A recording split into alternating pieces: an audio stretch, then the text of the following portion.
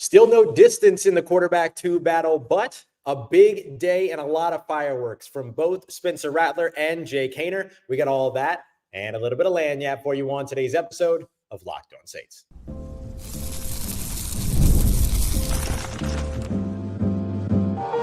You are Locked On Saints, your daily New Orleans Saints podcast, part of the Locked On Podcast Network, your team every day. What is good, Who Dat Nation and Who Dat family? I am your host, your friend Ross Jackson, New Orleans native, your New Orleans Saints expert and credentialed member of the media covering those New Orleans Saints as a Saints beat writer over at the upcoming LouisianaSports.net, and of course, Saints analyst over at WWL TV. We appreciate you very much for being here for another live episode of Locked On Saints, recapping day 13 of New Orleans Saints practice. We're going to dive into Pete Werner's extension a little bit, getting a 3-year deal. What does that mean for the New Orleans Saints? We'll start to break it down, but we'll really break it down a little bit more heavily in tomorrow's episode. Today, we're going to focus a little bit more on what happened at day 13 of practice. Trevor Penning struggles. Are the New Orleans Saints going to be okay at right tackle? And we'll be taking a look at Jake Haener and Spencer Rattler, who put on the show with the help of a couple of rising wide receivers over the course of training camp so far. We got all that and more coming up for you on today's show. We appreciate you very much for being here, making us your first listen of the day every day, and for being an everydayer here on the show, which is a proud part of the Locked On Podcast Network,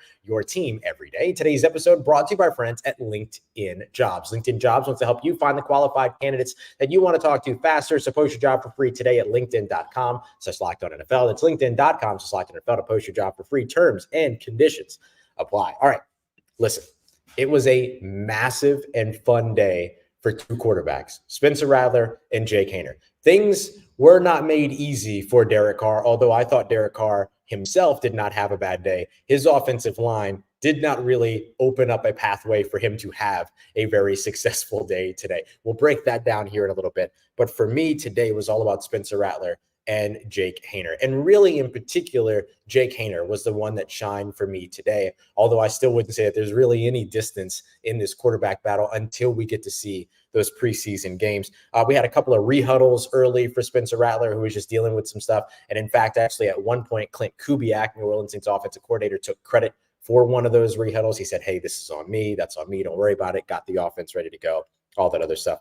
But beyond that, really, really good day for both of these quarterbacks. I want to start off with Jake Haener, who put on a show going 5 of 5 in his 1 minute and 40-second end of game simulation. The team was down 23-28 in this situation, and he connected on 5 straight passes, moving the team down to a touchdown, and ended up hitting a 2-point conversion on a pass as well. Completed first one pass over to Michael Jacobson, the big tight end, number 86, on a nice screen pass. Yes, the tight end screen is back. If anybody misses the Josh Hill days when it came to those, but picked up a lot of yards after the catch on that one. Then another connection to Michael Jacobson over the middle, another connection this time to Kevin Rader over the middle, so a lot of tight end work here. Then he found Marquez Callaway over on the left sideline, who drew coverage from Rashawn Wright. And then the big play.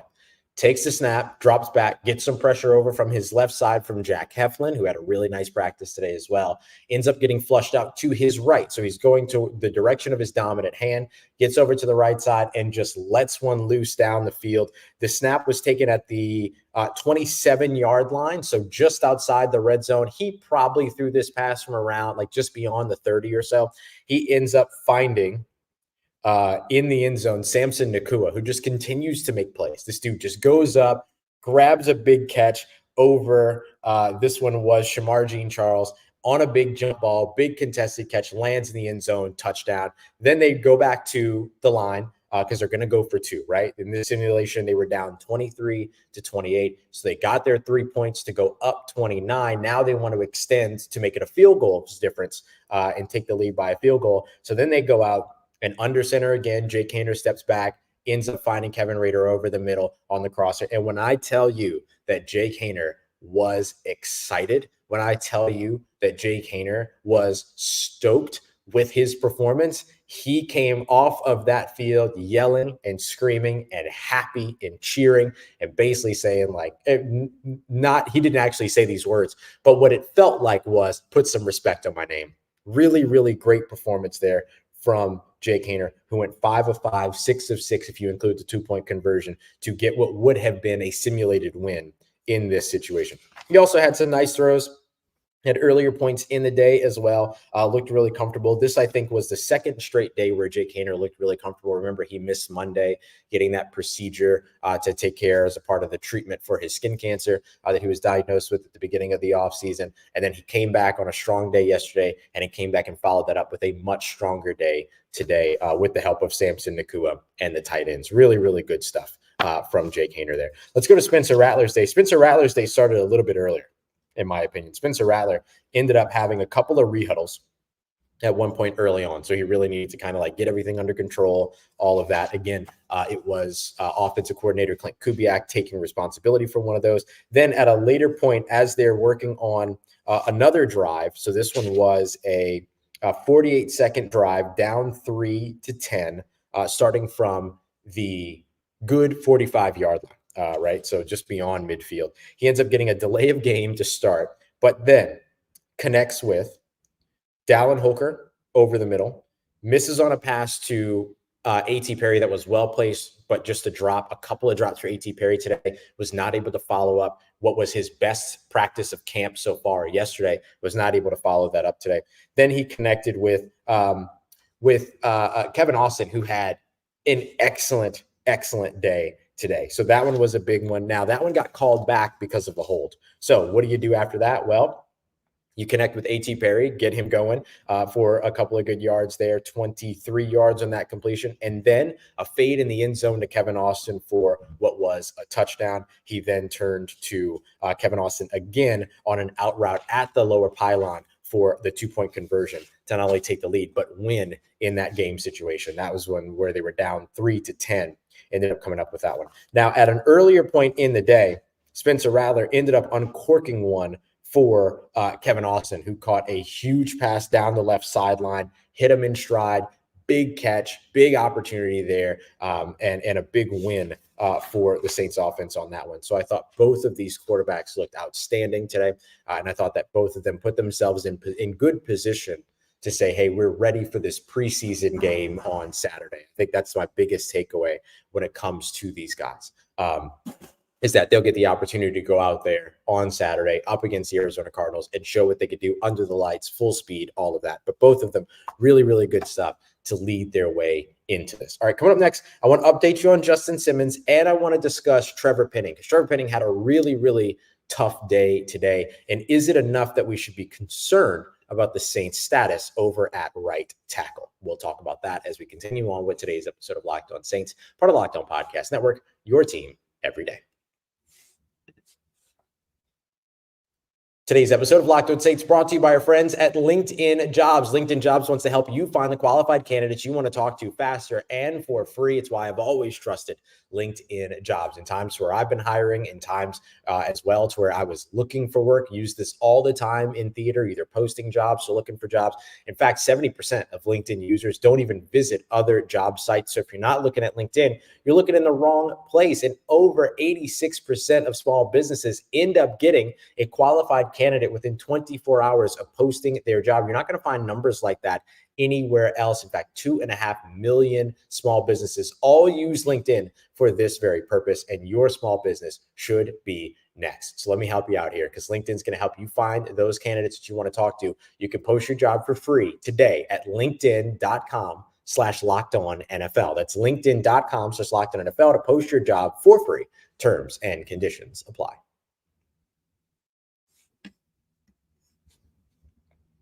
All right, family. It was a struggle of a day for right tackle Trevor Penning, who needed a good day and did not have it. So let's break it down and what it means for the New Orleans Saints offensive line as we continue on with today's episode of Locked On Saints.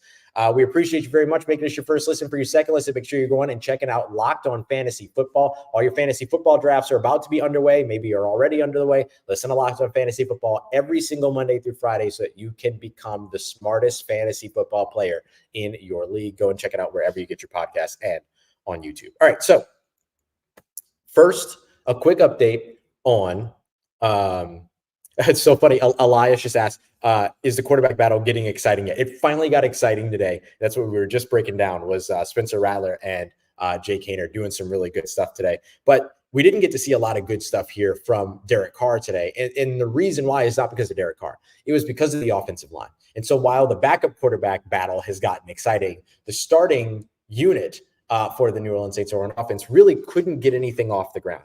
Tons of kind of miscommunications on the offensive side. We saw, pressure by 90 and 96. So that's Carl Granderson and Brian Brzee on the first play that led to a throwaway. Then 2 plays later, we saw a sack by what would have been a sack by Brian Brzee.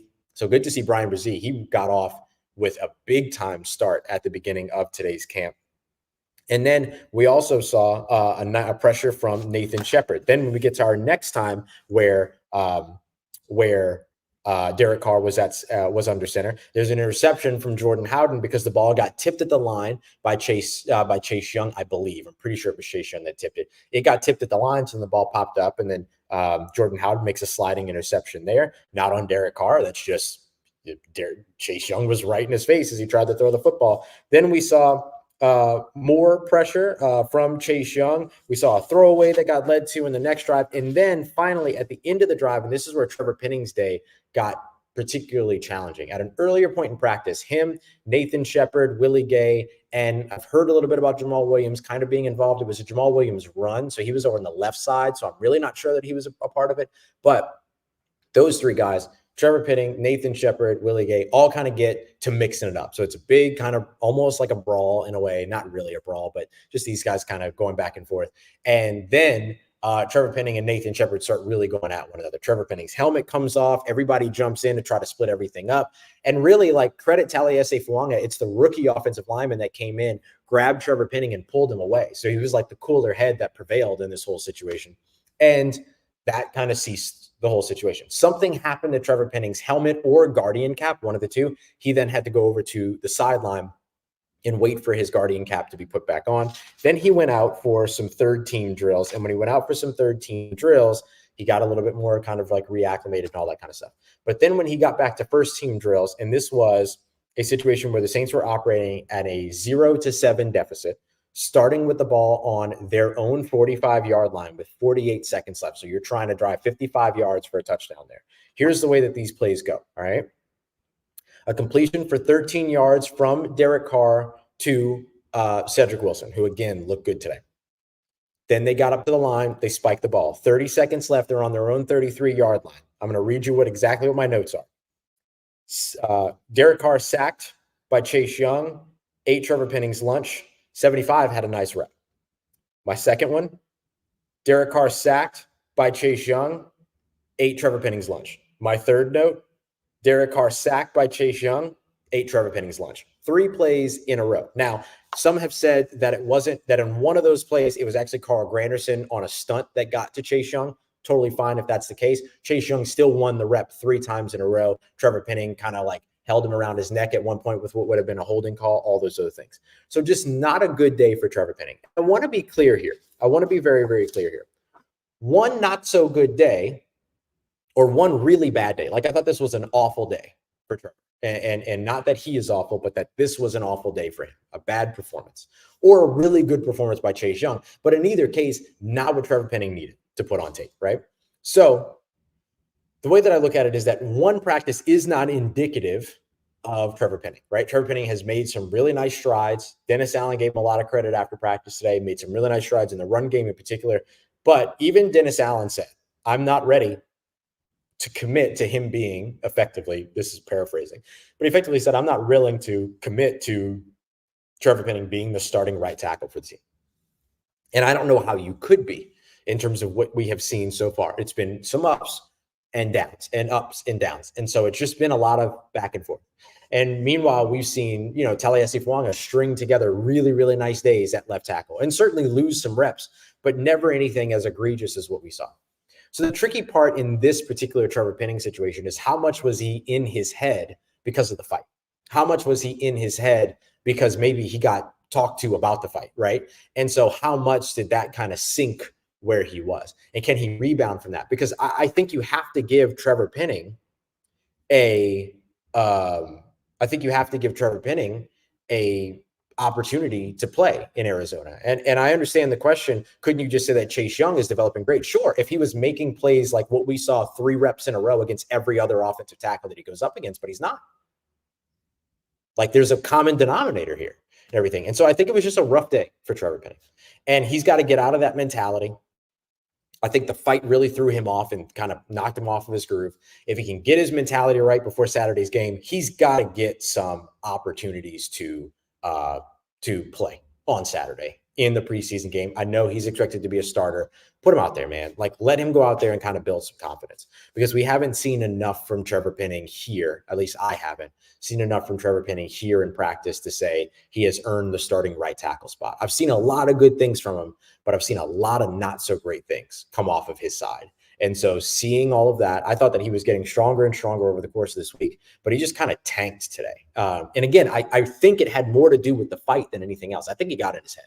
I genuinely think he got in his head, and he's got to be able to combat that. So I'm really looking forward to seeing on Saturday what he's able to put up, what he's able to do, all that other stuff. Like, that's the thing that I'm really, really excited to see. So we'll see. I think that he deserves this opportunity. I have been one of the most pro Trevor Penning people since they made the odd decision to bench him way too early last year and never turned to him again. But today's practice was one of those ones where you went, oh gosh, like, that's rough. That's really, really rough. So we'll see what he's able to do there. If I'm the Saints, though, when Trevor Penning doesn't pan out, it's not like I have options out there to go and like grab a tackle to come in and take his spot. You got to go to somebody here within the building. Now, I feel really good about where Landon Young has been, but I love the fact that Landon Young also has the multi-positional ability to back up places. Like, that's really valuable. Ali Udoh can do a little bit of that, but I think Landon Young performs better on the interior than Ali Udoh does. And so can Ali Udoh be your starting right tackle or something like that? Like, you've got to figure this out. You got to figure this out. But hopefully Trevor Penning snaps back into it, gets back focused, especially up against this Arizona Cardinals team where he gets under the lights, he gets around the crowd, the team is out there ready to go, they're running the ball, he's building his confidence, he's not in an all-throw situation like this was, everything, like those types of situations. But this was a really good example of why the scheme can only help you so much, because there's no play action on these plays. You're not running play action in a sure to throw situation. You're in the shotgun, you're dropping back, and you're trying to get the pass up. This is exactly one of those examples of why it's so important that it's not just that the scheme helps your offensive line, but that your offensive line develops. All right, let me give you a quick update on Justin Simmons here. Justin Simmons finished his visit with the New Orleans Saints. Dennis Allen said that he thought that the visit went well. He said that he met with Dennis Allen. He said that Mickey Loomis was there, mentioned that some of the coaching staff was there. I imagine that was Joe Woods and Marcus Robertson. And then also mentioned some of the players being there. So I could see that being like Tyrann Mathieu and maybe Marshawn Lattimore or something like that. But certainly Tyrann Mathieu would make sense. So the update is that the visit went well and that Justin Simmons left this morning. The Saints now have their information that they'll evaluate. Justin Simmons now has his information that he'll evaluate, and we'll see if anything comes from there. I said on Second and Saints yesterday that I thought there was virtually no shot that the team would get a contract done with the player the night of the visit. It was his first official visit.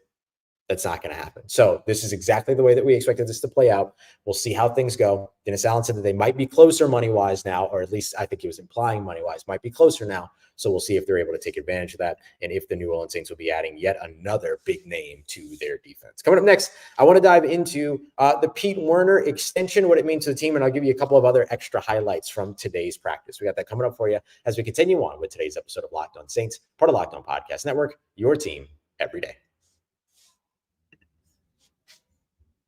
Today's episode of Locked On Saints brought to you by friends at Game Time. There's no better place to buy your tickets for your last-minute events, especially if you're like me, you like to plan moments in advance instead of months in advance, than Game Time. They give you everything. They've got zone deals. They got flash deals. Tickets oftentimes get cheaper the closer that you get to the event. So if you're spontaneous and decide you want to go out on a date night to a big concert, a sports, any kind of sports, they've got basketball, football, baseball, hockey, whatever it is that you're looking for, comedy. They've got theater, concerts, all that. You can find it all over on Game Time. And they'll make sure that they're showing you their all-in pricing, which means that by the time that you get to checkout, you're not hit with a bunch of surprise fees. You know how much you're paying the entire process through. John Hendricks and I went to a baseball game the other day. When I opened the app, it said $9 per ticket. When I got to checkout, it said $18 total. That was for the 2 tickets. It was perfect. No surprise fees, nothing like that. You take all the guesswork out of buying your tickets over at Game Time today. Download the Game Time app, create an account, and use the promo code LOCKEDONNFL for $20 off of your first purchase. Terms apply. Again, download the app, create an account, and use that promo code LOCKEDON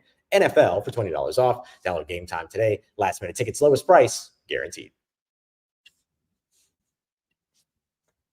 Let's get it. Who Dat Nation? Pete Werner, New Orleans Saints linebacker, gets a 3-year extension before practice began today. And honestly, I think it was the right move because Pete Werner has impressed here in training camp. We appreciate you very much, as always, for being here with us. Don't forget, we are your team every day. We have a fresh episode for you tomorrow morning, helping to look ahead to the Arizona Cardinals game. And then I'll be live immediately after the Arizona Cardinals and New Orleans Saints game is wrapped up, talking all about and breaking down what we saw from that matchup, especially looking at that battle between Jake Haener and Spencer Rattler, which all of a sudden is very, very exciting. All right, so I want to take a look now at Pete Werner's extension. This was, I thought, a wise move by the New Orleans Saints. Get a little bit ahead of this.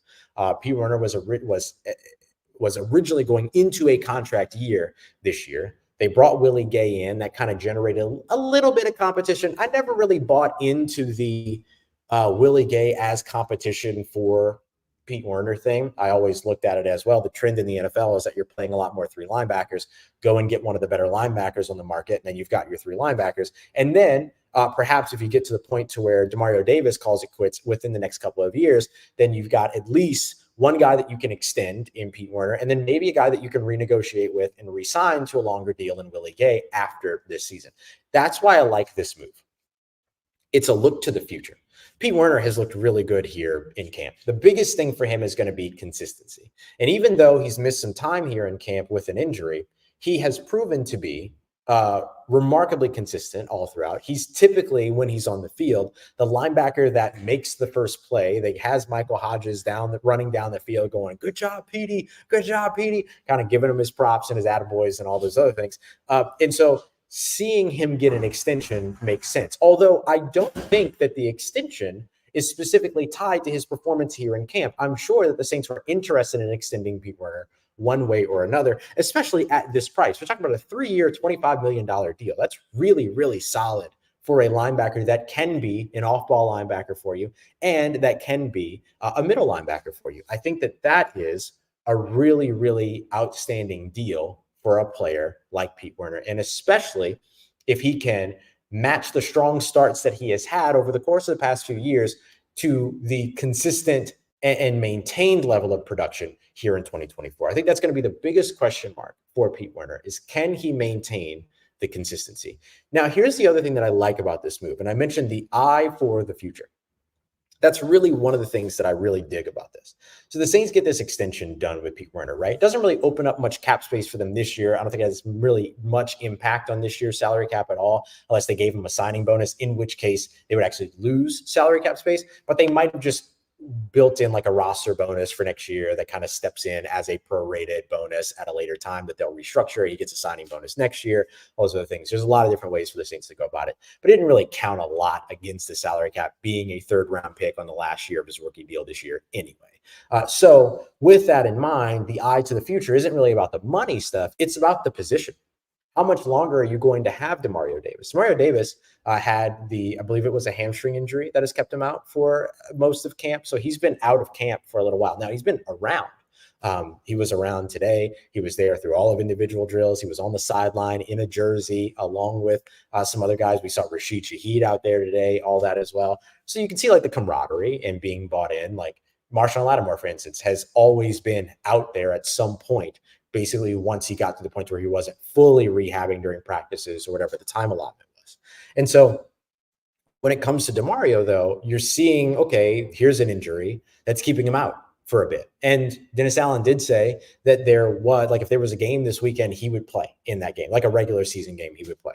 So the thing you have to start looking ahead to now is beyond Demario Davis, right? You're not always going to have that guy. You're not always going to have that Iron Man that will have that injury, but then still play, right? Have that injury, but then still fight to get out on the field. You're not always going to have that. So where do you get it?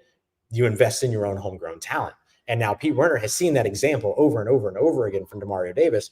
And he now has an understanding based on how Demario Davis handles himself, how he conducts himself, into like how important his position is and how important he can be to maintaining the defensive culture of this New Orleans Saints team over the course of the next few years. So I love the extension for Pete Werner because you don't have to train anybody to get it. Pete Werner has already got it. And then it gives you the opportunity next year to be able to focus all of your efforts potentially on re-signing Willie Gay if he has a phenomenal 2024. And if there's one thing I would be willing to bet on, it's that Willie Gay is going to have a strong 2024 season because he has been outstanding all camp long. And so looking at that and now knowing, okay, what if the future of the New Orleans Saints linebacker position was led by Pete Werner and Willie Gay with Demario Davis, with 2 years of Demario Davis this year and next year? Let's talk about after that, right? So you get 2 years of Demario Davis kind of instilling everything in both of these guys. And then you move into your days after Davis, your post-Davis days, with Werner and Gay. I think you feel pretty good about that. And then probably another linebacker, either one that you draft, one that you add in free agency, whatever it might be, or you see guys like Anthony Orji or DeMarco Jackson or Nephi Sewell or Monty Rice develop further and then take leaps and steps ahead in terms of what it is that they could potentially do as a third linebacker with this team. You can look at it however you want. It is a really good tandem to have, regardless of how you feel about the conversation between Pete Werner and Willie Gay. Having them both is good, right? And so for me, that is why I like this re-signing and the Saints getting this done so early, is that it might allow them to kind of focus their efforts into what this team will look to do in the offseason next year and how they could potentially end up adding and keeping talent like Willie Gay around because of the fact that they've been able to maintain and already got this contract done with Pete Werner. So I think really, really good stuff there. Let me give you a couple of notes, most of which attendance related. We saw the return of Jalen Ford today. He was out there, participated in walkthroughs, some special teams drills, stretch, individual drills. I did not see him participate in team drills, however, but still great to see him out there. Seen on the sidelines today, we saw Marshawn Lattimore. We saw the usuals with like Juwan Johnson and all that. We also saw Bub Means and Rashid Shaheed back with the team today. Really good stuff. Bub Means standing off to the sideline watching. Same thing for Rashid Shaheed, who is wearing his 22 jersey, all that. And we also saw Equinemius St. Brown working over on the sideline, the same place that Jalen Ford had been working the last couple of days. And now Jalen Ford is back. So now I'm curious if Equinemius St. Brown will be back and involved next week as the Saints resume camp/preseason practices. Not seen at practice today. Your usual suspects, but one new addition, Stanley Morgan Jr., who's dealing with a hip injury. And so that's the reason why he was out today. So there you go. We didn't get any field goals. We didn't get much punting or anything like that. Today's focus in practice was really all about getting the quarterbacks and the offense ready for situations and stuff. So that's why they did those kind of end of game, at a deficit situations and things like that. So that's what we saw at practice today. So we appreciate you very much for being here and for joining us. Don't forget, if you're here live, go ahead and drop your questions in. I'll try to answer some tomorrow. I'm also going to do some more of the look at Pete Werner and what it is that he brings. What are you hoping for from him in 2024? And what have we specifically seen from him in camp? We'll dive into that a little bit more in tomorrow's episode as well. Hey, if you're in the Southern California area tonight, Fullerton, we're going to be at Bourbon Street Bar and Grill from about 5 to 8. We'll probably be there earlier. We'll probably be there later. Come through. John Hendricks and I are going to do a live Second and Saints there, a little Q&A, stuff like that. So if you're free and available, come through tonight if you're in the Southern California area. All right, y'all, we appreciate you very much for making us a part of your day, part of your routine, for saying yes to me on the show. As always, if you see me, please say hi. If you need anything else around your New Orleans Saints in between these episodes, make sure that you find me on your favorite social media at Ross Jackson, NOLA. Hit me up. Let me know how the family's doing. Let me know how you living. Let me know how your mom and them. And trust Who Dat Nation. I'll holla at you.